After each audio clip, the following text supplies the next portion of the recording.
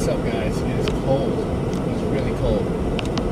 It's your boy, OneBrokeNegro, once again, in his car, as usual, driving. It's currently minus 4 degrees outside. It's not fun. Not a good look. It's bright as fuck. I just dropped my mom off because he has to finish spend the day with my mom.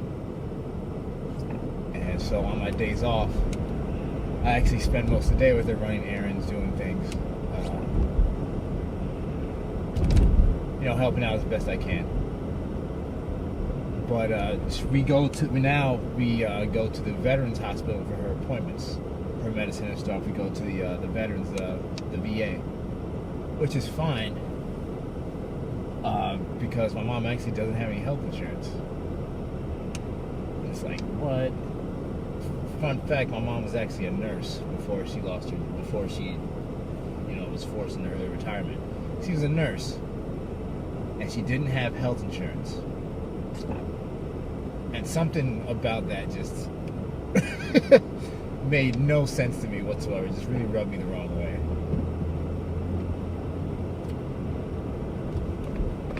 And my mom didn't have insurance because she only worked part-time. And I would say to my mom, well, Ma, how come you just don't work full-time? Why don't you just, work an extra day a week, get full-time status, and then have insurance? This is before she lost her, this is way back in the day, when she was, like, healthy or whatever. She's like, no, because I don't want, my impression of my mom.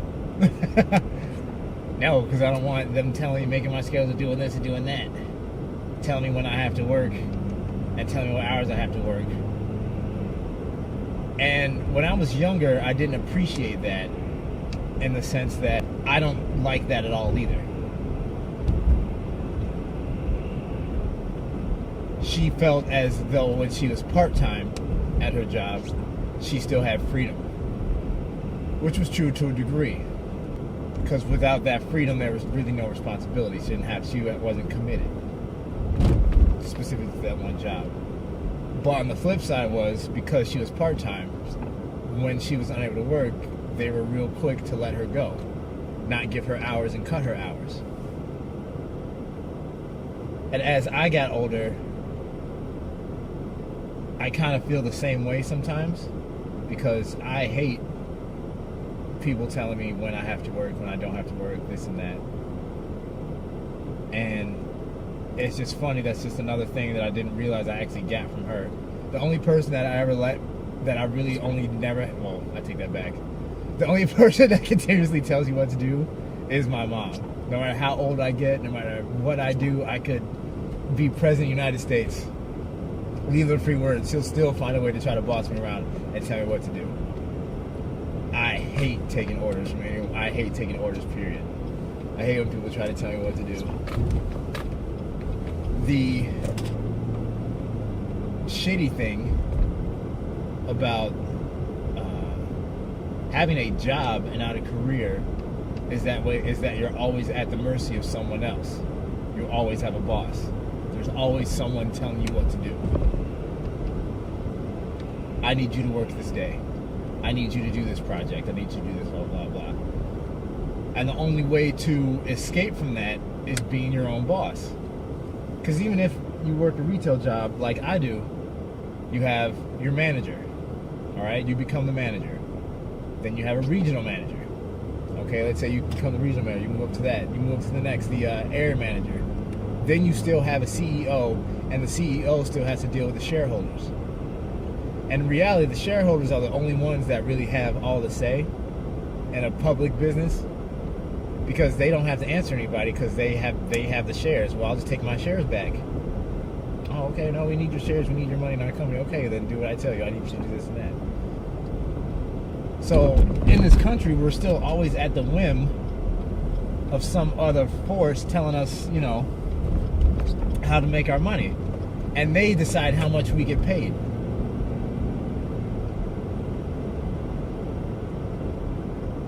I'm going to pay you X dollars an hour to do this for me. And they still get the majority of the cut. They get their money either way. So it's just funny that it's not really funny. It's just unfortunate that in this country, in our society, we tell our kids to get jobs. We put our kids into this cycle of constantly working for someone else because our parents were indoctrinated in the same degree. You need to get a job. We don't teach our kids, you need to create something to be your own boss. We say that you need to get a job, go to the mall, whatever, work at this restaurant, work at this store. But very rarely do I hear it, even in TV shows and amongst other parents, I rarely hear them say, follow your passion, create something. What ideas do you have? It's always get a job. I got a job, and I fell into the cycle. As I got older and did more research and then learned things on my own, other things they don't teach you in school, I realized that it's all just a big, endless bunch of bullshit cycle trap that we constantly work until we die, pay taxes, and then we teach our kids to do the same thing that we did instead of giving them better lives. My mom paid taxes and worked. My dad did. His father, and so on and so forth. For what? For what? We pay taxes and we work because we don't want to do shit out, because we don't want to do the basic survival shit that we need, that we would have to do otherwise. I work because I need to pay rent, because I can't build my own house, my own shelter, and provide myself with heat and plumbing and food and all that stuff. I work because I can't go out and hunt and I can't really grow my own vegetables. I could, but it would be hard. I'd rather pay someone else, a supermarket, to provide me with vegetables and meats and whatever produce I need to eat. So that's why I work. And just take a second, think about the job you have. Whether you enjoy it or not, just think about why you work. Okay. Now, if money was no object, you had all the money in the world, everything was taken care of, you didn't have to worry about whether there was food on the table, you didn't have to worry about whether you had a place to sleep or clothes in your bag, what would you do?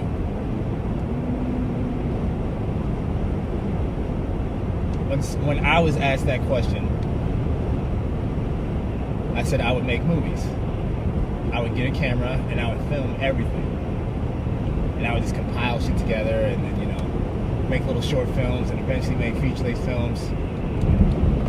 And then the next question was, well, why aren't you doing that now? And it was like,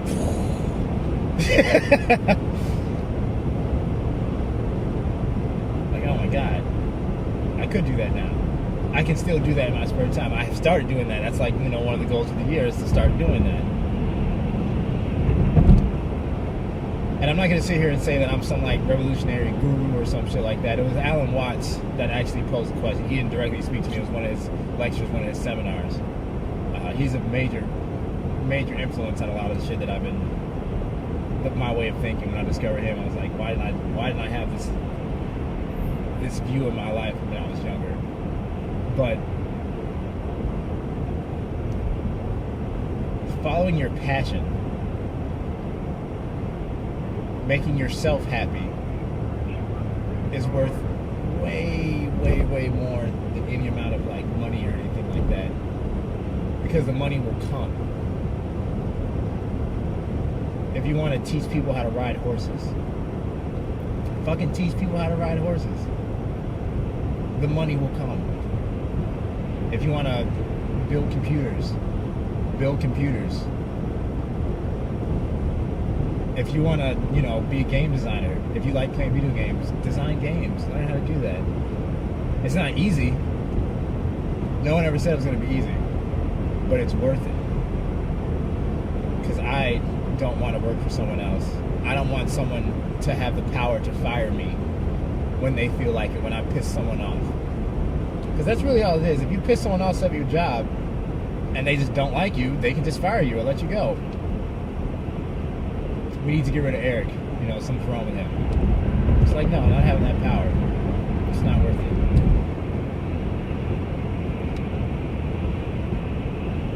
If I ever do have kids, that's going to be one of the things that I make sure to teach them, is to create something instead of working for someone else. Because it's just going to be an endless cycle. And I'm not saying that there are people on the planet in our society that unfortunately don't have the capacity to create. Some people just aren't creative. I'm not as creative as I thought I was. I thought I was super creative. I had all these great ideas, but I'm not as creative as I thought I was. But unfortunately, like I said, there's just some people that just can't do that, and that's fine. That life's not for everybody. Some people are happy doing a 9 to 5, getting the weekends off. Some people, that's perfect. And that's okay. There's nothing wrong with that. I'm just saying that's not for me. Hopefully that's not for you that's watching this either, unless to be rant. Hopefully something awakens in you, something clicks that says, damn, maybe, you know what, I really like painting. So I'm gonna fucking paint something this year. You have 365 days to paint something before the year ends. Whether you sell it or just hang it in or give it as a gift, you have the whole year to paint something. And if you sell it and make a couple bucks, great. Then you can paint another picture. If you want to write a song, be a DJ, you know, play the guitar and, you know, perform in front of an audience. What's stopping you? If that's your passion, then you can find a way to turn that into cash flow. It's worth a shot. So, with that being said, just whatever you've been afraid to do, because there's a lot of shit I am still afraid to do. I'm just gonna try it. Oh, another thing I meant to say this earlier. Don't let fucking doubters get you down, because those are the biggest. What if this happens? What if that happens? What if you fail? What if you run out of money? What if it doesn't work? Well, what if it does work? What if you are super happy and successful? Have you ever thought of that? Did that ever cross your mind? People set themselves up for defeat because people don't want to feel the pain of failure. It sucks. Failure is like the worst.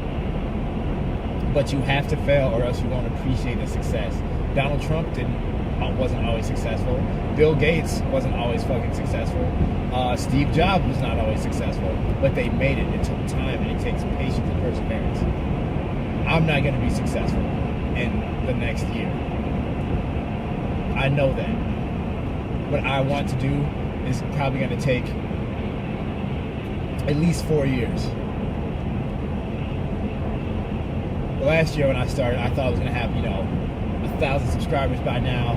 I thought I was going to be making all this money on YouTube. I thought it was going to be great. It didn't happen. I know now that it's a long, arduous road, and it takes a lot of discipline to stick with that. And it takes consistency, which was my biggest fault last year, was inconsistency. My ex will tell you that too. I'm very inconsistent. So developing pattern, developing habits, developing good work ethic and discipline is all necessary to achieve that goal of being your own boss. Not having to deal with other people, and I shouldn't say not having to deal with, not having to deal with people over you telling you what to do. Because no one likes being really told what to do. There's some kinky people, it's like some sexual shit that like that. That's fine. But everyday life, don't tell me what to do. Just don't. Just sit down. I'll do it when I feel like it. So that's my rant. This video is going to be close to 10 minutes. But this is going to be, like I said, the weekly vlog. It's me talking in my car about shit that's on my mind, and that was on my mind today. So thank you guys for watching and listening. You could have been listening to any rant on the internet, but you instead decided to listen to mine, and I do appreciate that. I am working on a video, a script for a short film. I was inspired. It involves creepy dolls in the darkness. So, realistically,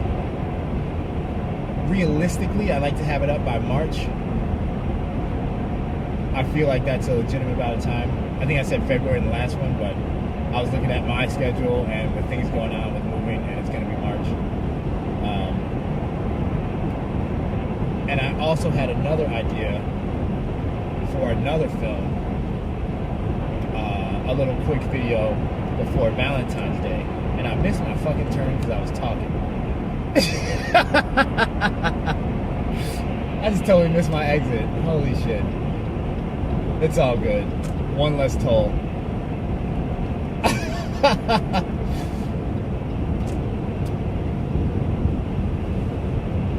But I have an idea for another short video that I want to try to have up around Valentine's Day. So I'm working on that too. And I'm just trying to keep myself busy and keep motivated. Don't get, why are you not putting a fucking signal? You could have stayed in that lane, it was going faster. Idiot. I'm gonna edit that out. But I said this already, I'm gonna say it again. Thank you guys for watching. If you're watching any video on YouTube, but you instead decide to watch mine, and I really do appreciate that. If you like these videos, leave a thumbs up. It helps the channel grow. Comment what are your guys' thoughts about anything I've said. I'm gonna interact with you guys more often. Oh, another thing. This is big. This is important. Going forward, I will be streaming games on Twitch, starting at least once a week. I'm going to try to aim for Sundays. Every Sunday I'm going to stream around 7:30 Central U.S. time for all you international viewers out there. So 7:30 U.S. time I'm going to start streaming on Sunday. And when this video goes up later on Friday, we'll see. I haven't decided what game I'm going to play yet. It's going to be a 16-bit game. I can tell you that right now. It's going to be some old school. It's either going to be Super Nintendo, Sega Genesis, Game Boy, or Game Boy Advance, or something like that. So yeah, I'm definitely looking forward to that. I'll have a link to the Twitch channel in the description below, and a link to also all my other social media so you guys know what I'm up to. You can follow me and creep on me, because I know you want to. So I'll look for you guys in the next video. You guys are awesome. Thank you for all your support. And I've been rambling for way too long. And I'm going to get off at this turn, this exit, because it's better for me. So take care of yourselves and bye.